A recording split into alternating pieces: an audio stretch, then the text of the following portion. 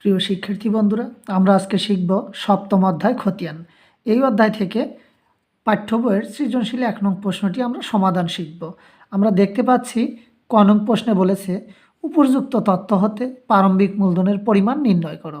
প্রারম্ভিক মূলধন নির্ণয় করার জন্য আমরা ১ তারিখে দেখতে পাচ্ছি নগদ ৫৫,০০০ টাকা, ৫০,০০০ টাকার কম্পিউটার, ৩০,০০০ টাকা মূল্যের বিক্রয়যোগ্য ওষুধ নিয়ে ব্যবসা শুরু করা হলো।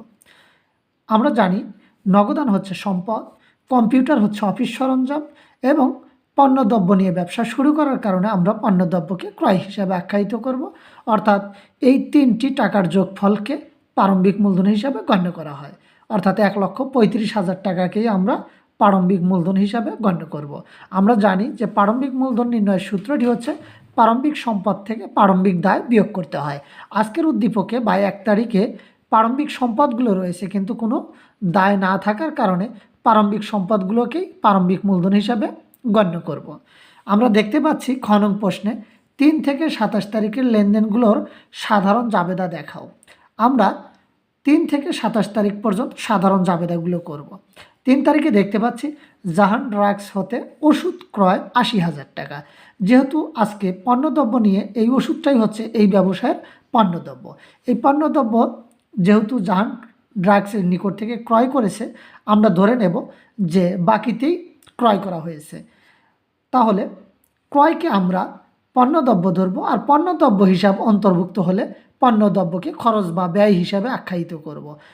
ক্রয় যদি আমরা ব্যয় হিসাবে আখ্যায়িত করি, ব্যয় বৃদ্ধি পেলে ডেবিট হয় এবং এই ক্রয়ের সাথে জাহান ড্রাগস নাম উল্লেখ থাকার কারণে আমরা ধরে নেব বাকিতেই ক্রয় করা হয়েছে। আর বাকিতে ক্রয় করা হলে ক্রয় হিসাবকে ডেবিট করব এবং প্রদেয় হিসাবকে ক্রেডিট করব। আমরা ৩ তারিখে লিখব ক্রয় হিসাব ডেবিট, পাওনাদার জাহান ড্রাগস হিসাব ক্রেডিট। আমরা ব্যাখ্যায় লিখব জাহান ড্রাগস হতে ধারে পণ্য ক্রয়।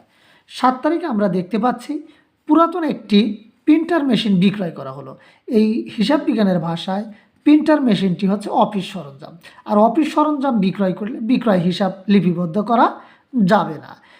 এখানে কোন মাধ্যমে লেনদেন করা হয়েছে তা প্রকাশ নেই, আমরা ধরে নেব নগদেই লেনদেন করা হয়েছে। তাহলে আমরা নগদান হিসাব ডেবিটে লিখব এবং অফিস সরঞ্জাম হিসাব ক্রেডিটে লিখব। ৭ তারিখ ব্যবহার করব। নগদান হিসাব ডেবিট, অফিস সরঞ্জাম হিসাব ক্রেডিট। ব্যাখ্যায় লিখব পুরাতন প্রিন্টার মেশিন বিক্রয় করা হলো। ১৮ তারিখে আমরা দেখতে পাচ্ছি ম্যাথ উত্তীর্ণের কারণে জাহান ড্রাগসকে ওষুধ ফেরত দেওয়া হলো। অর্থাৎ ইতিপূর্বে আমরা বাকিতে পণ্য ক্রয় করেছিলাম জাহান ড্রাগসের নিকট থেকে, আমরা সেই পণ্যটি এখন জাহান ড্রাগসকে ফেরত দেব। আমরা লিখব পাওনাদার জাহান ড্রাগস হিসাব ডেবিট, ক্রয় ফেরত হিসাব ক্রেডিট। যেহেতু ব্যাখ্যায় লিখব বাকিতে ক্রয়কৃত পণ্য ফেরত দেওয়া হলো। ২৭ তারিখ আমরা দেখতে পাচ্ছি নগদে ওষুধপত্র বিক্রয় বা নগদে ওষুধ বিক্রয়। এই ওষুধটি হচ্ছে পণ্য, আর পণ্য বিক্রয় করলে অবশ্যই বিক্রয় নাম লেখা যায়। বিক্রয় হচ্ছে আয়, আয় বৃদ্ধি পেলে তা ক্রেডিট হয় এবং বিক্রয় করার কারণে আমাদের ব্যবসায় নগদ অর্থ বৃদ্ধি পেয়েছে। নগদ অর্থ হচ্ছে সম্পদ, আর সম্পদ বৃদ্ধি পেলে তা ডেবিটে লিখতে হয়। এই কারণে আমরা ২৭ তারিখে লিখব নগদান হিসাব ডেবিট, বিক্রয় হিসাব ক্রেডিট। ব্যাখ্যায় লিখব যেহেতু নগদে পণ্য বিক্রয় করা হলো। গ নং প্রশ্নে আমরা দেখতে পাচ্ছি উপযুক্ত লেনদেনের ভিত্তিতে নগদান হিসাব, অফিস সরঞ্জাম হিসাব, ক্রয় হিসাব, পাওনাদার হিসাব প্রস্তুত করো। অর্থাৎ হিসাব প্রস্তুত করা অর্থই হচ্ছে খতিয়ান তৈরি করা। তাহলে আমরা এই 4টি হিসাবের খতিয়ান তৈরি করব। চলমান যে ছকের মাধ্যমে আমরা 4টি কলামেরই বা 4টি হিসাবেরই ঘর তৈরি করে রেখেছি। আমরা নগদান হিসাবের চলমান যে ছকের মাধ্যমে আমরা খতিয়ানটি তৈরি করব। আমরা একটি উদ্দীপক থেকে খসড়া করে রেখেছি। নগদান হিসাব তৈরি করার জন্য নগদান হিসাব 1 তারিখে রয়েছে, 7 তারিখে রয়েছে এবং 27 তারিখে রয়েছে। 3 তারিখে 3টি তারিখে আমরা নগদান হিসাব দেখতে পাচ্ছি। আমরা নগদান হিসাবের চলমান যে ছকে 7টি কলাম হয় বা 7টি ঘর হয়। এই 7টি কলামেই আমরা তাৎক্ষণিক এই নগদানের উদ্বৃত্ত আমরা পেয়ে যাব। প্রত্যেক তারিখে আমরা নগদের উদ্বৃত্ত বা নগদান হিসাবের ফলাফল আমরা পেয়ে যাব। 1 তারিখে দেখতে পাচ্ছি যে নগদান হিসাব ডেবিটে রয়েছে।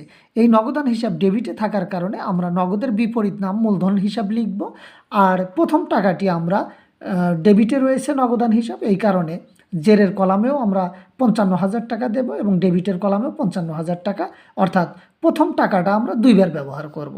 পরবর্তী টাকাগুলো আর দুইবার ব্যবহার করার প্রয়োজন নেই। আমরা 7 তারিখে দেখতে পাচ্ছি আরেকটি নগদান হিসাব ডেবিটে রয়েছে। আমরা নগদে 3,200 টাকা ডেবিটেই লিখব, কিন্তু নগদের বিপরীত হচ্ছে অফিস সরঞ্জাম। আমরা অফিস সরঞ্জাম হিসাবটি লিখব। আমরা জানি হিসাব বিজ্ঞানের ভাষায় একই ফলাফল বা একই নাম ডেবিটে টাকা থাকলে এবং অপর একটি টাকাও যদি ডেবিটে থাকে তাহলে যোগ হয়। এই 55,000 টাকার সাথে 3,200 টাকা যোগ করলে আমরা 58,200 টাকা পাবো। 27 তারিখে আমরা দেখতে পাচ্ছি আরেকটি নগদান হিসাব ডেবিটে রয়েছে। এই নগদের বিপরীত হিসাব আমরা বিক্রয় লিখব এবং ডেবিটেই টাকা ব্যবহার করবে 1,40,000 টাকা। এটিও কিন্তু ডেবিট যোগ হবে আমাদের 1,98,200 টাকা। 1,98,200 টাকাই হচ্ছে নগদান হিসাবের উদ্বৃত্ত। আমরা অফিস সরঞ্জামের হিসাবটি দেখাবো। অফিস সরঞ্জাম 1 তারিখ এবং 7 তারিখে দুইটি অফিস সরঞ্জাম আমরা দেখতে পাচ্ছি।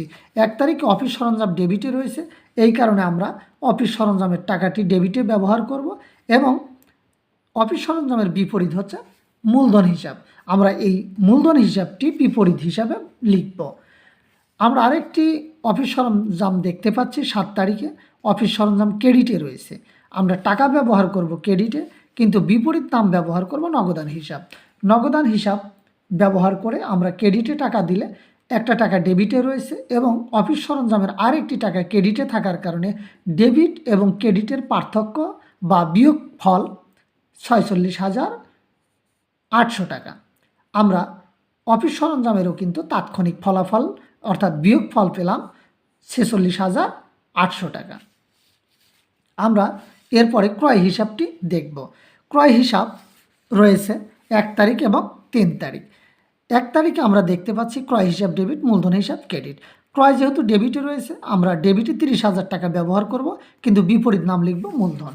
আমরা বিপরীত মূলধন নাম হিসাব লিখে ডেবিটে 30,000 টাকা দেব, জেরের কলামেও ডেবিটে 30,000 টাকা দেব। আমরা 3 তারিখে দেখতে পাচ্ছি ক্রয় হিসাব ডেবিট, পাওনাদার হিসাব ক্রেডিট। 3 তারিখে আমরা ক্রয়ের বিপরীত ক্রয় হিসাব ডেবিট, পাওনাদার হিসাব ক্রেডিট।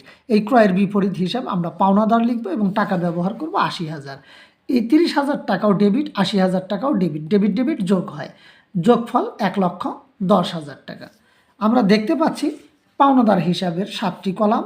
এই 7টি কলাম চলমান জের ছকের মাধ্যমে আমরা পাওনাদার হিসাবটি দেখব। পাওনাদার হিসাব রয়েছে আমাদের 3 তারিখ এবং 18 তারিখ। 3 তারিখে পাওনাদার রয়েছে ক্রেডিটে, আমরা ক্রেডিটে 80,000 টাকা দেব, কিন্তু বিপরীত নাম লিখব ক্রয় হিসাব।